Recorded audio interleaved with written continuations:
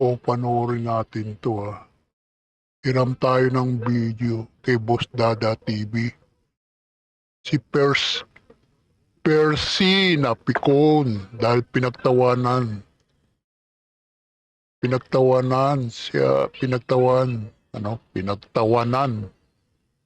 sa skum, pa-victim masyado. O panoorin natin ha. Ngiwi, grabe naman yung ngiwi na yan pagka-drawing. Kaya pala napikon tong si Percy. Grabe. Sino bang gumawa na to? Richard Art. Yari ka, makasuwang ka niyan.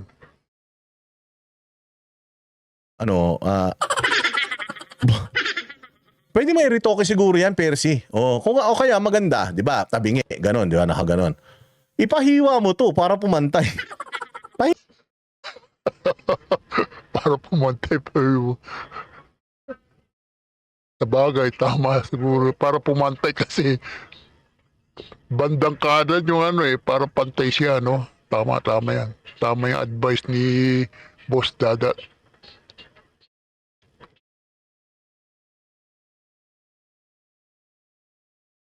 Joker. Tabingi. 'Di ba? Ayun, nakaganyan. O pag hiniwa mo tong kabila, hinabaan mo, hindi na siya mukhang tabingi. Oo, mas lalaki yung bibig mo. Kasya na diyan kahit paan ng kabayo. 'Di ba? Maraming paraan, Percy. Gawa, ano ka na lang, punta ka sa kay Vicky Bello, ganyan. Baka meron siyang paraan kung paano papantayin yan. Grabe, 'di ba? Oo, pucha, dito siya galit na galit kasi ginawang katatawanan yung mukha niya. Grabe naman ngiwi yan. Kaya galit na galit. Anak ng... Nag-iisa lang yung mukha niyang ganyan. Ganyan. Sabi ko nga sa inyo, malaking issue to? Issue ng Pilipinas to? Mas galit ka pa rito sa ginawa sa mukha mo kaysa sa mga magnanakaw na mga kasama mo sa Congress? Mas galit ka pa sa nag-drawing na tabingi yung nguso mo kaysa sa pagnanakaw ng mga Marcos? Ha?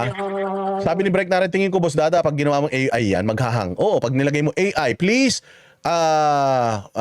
please, diretso the bibig. Tangina, baka yung chat GPT mo, mag-crash yun. Di ba? Punta siya ng Thailand, baka maging kamukha niya pa si Aura. Grabe, dito lang napikon ka. Nakikipagbarilan nga, di ba, mga kaibigan nyo, nakikipagbarilan nga sa bundok. Nakikipaglaban kayo sa gobyerno kung sino-sinong mga inaaway ninyo, tapos ito lang, gigil ka na.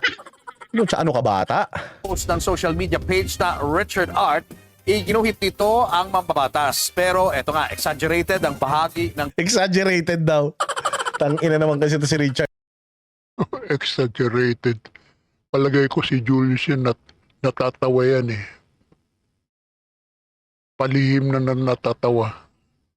Art, nakakainis po. Tiyang ina, ang pangit na nga ng gising ng tao. Ang pangit pa ng drawing eh. Gago eh. Ay, putang ina ng buhay ito. Tangina, ayoko na talaga sa social media, kupal.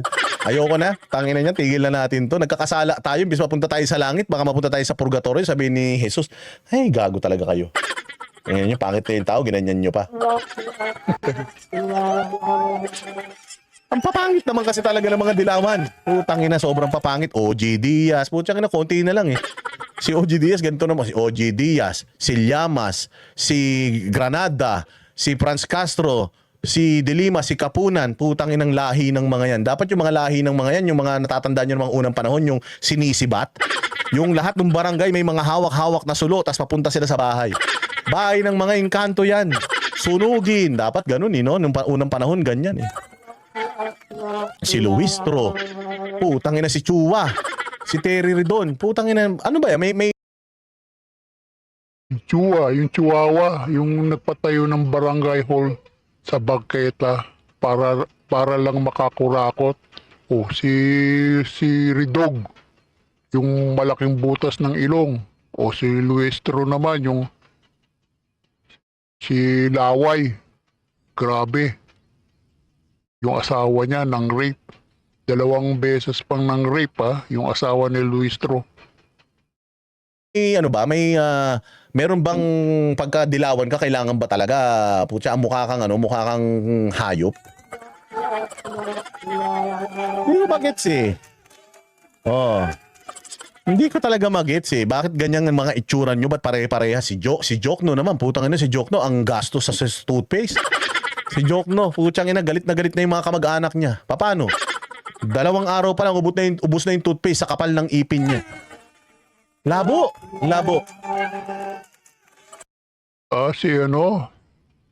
Si Tartar yun. Tartar ang tawag sa kanya. Oy, si Chua, tabingi din yung mukha ni Chua, pero hindi nagagalit si Chua. Oo, tsaka si Pastor Abante nga, nakalabas pa yung dila eh. Hindi naman nagalit si Pastor Abante. Yung Lovely na Granada, matindi yun. Putang ina, yung Lovely Granada, ang ganda ng tingin niya sa sarili. Mantakin mo sumali sa beauty contest, putang ganun kaganda sa tingin niya sa sarili niya. Tain mo Lovely Granada, gago. Sisihin mo din mga magulang mo.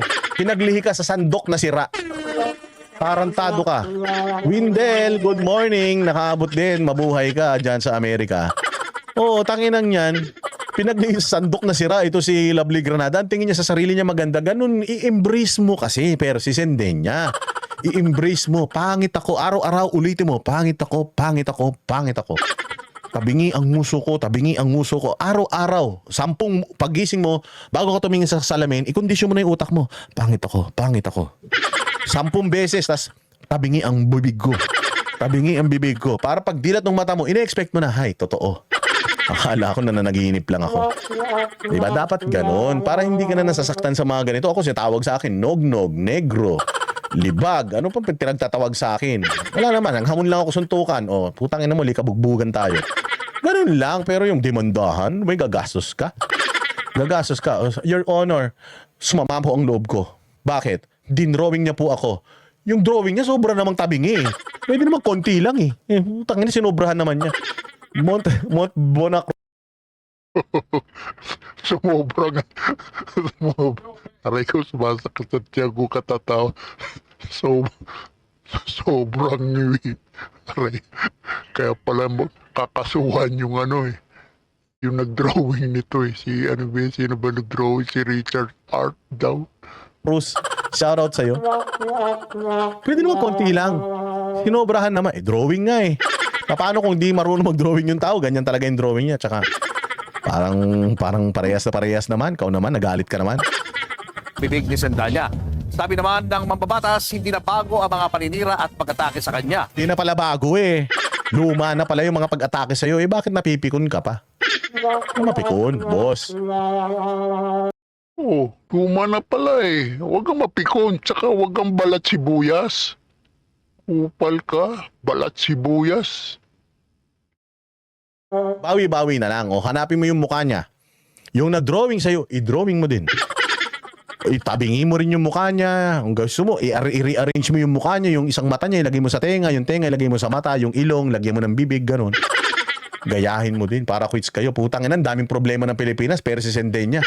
Ang daming problema ng Pilipinas. Nagbabaha sa Pilipinas, kaliwat kanan nakawan, nanakawin yung 2027 budget.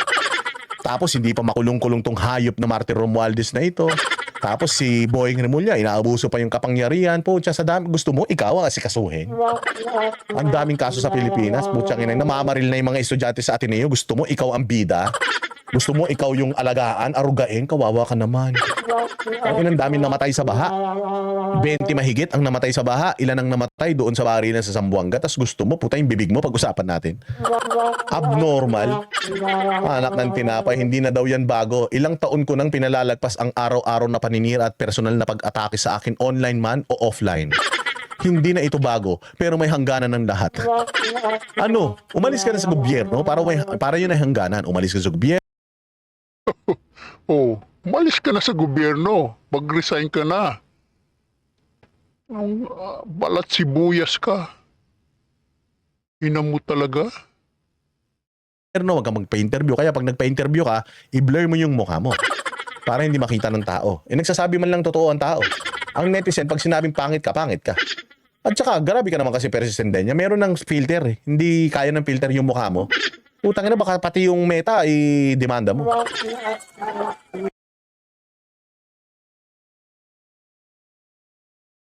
O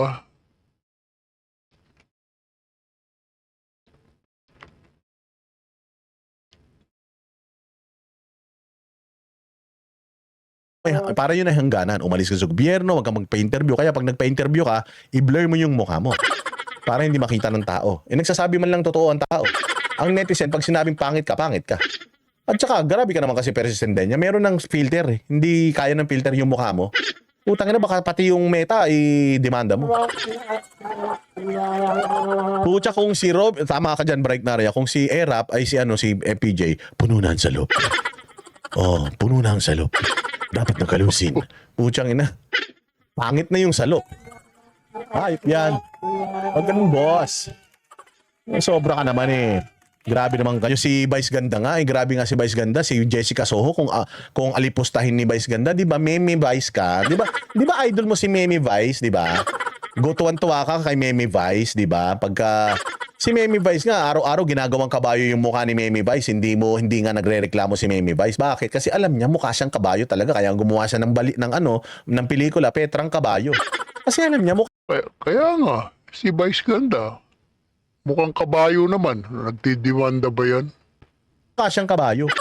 O si Meme Vice, hindi ba? Binaboy-baboy si Jessica Soho. Sinabi kay Jessica Soho, sa sobrang taba ni Jessica Soho, hindi daw kayang i-rapein si Jessica Soho ng isang tao.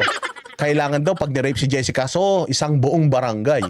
Putang ina, hindi nga kayo nagalit kay Vice Ganda pagka grabing gumawa ng grabe mang api. Kaibigan nyo yan eh. O si Vice Ganda, noong nakaraan, putang inang yan, binasa niya yung negra. Tapos sabi niya, Milo. Milo daw yung pawis. Tingnan mo, racist, negra, tas Milo. Di ba, Milagros Wood. Diyan sa Amerika, maraming salamat sa iyo. Tingnan mo, persisende niya, di ba? Makakakampi nyo, pinklawan nyo, mga hayop kayo. Tangina.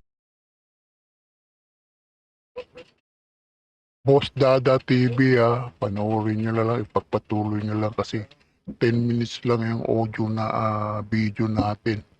Mag-subscribe po tayo kay Boss Dada TV.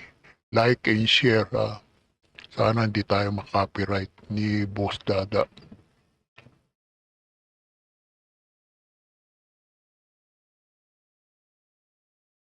Babu!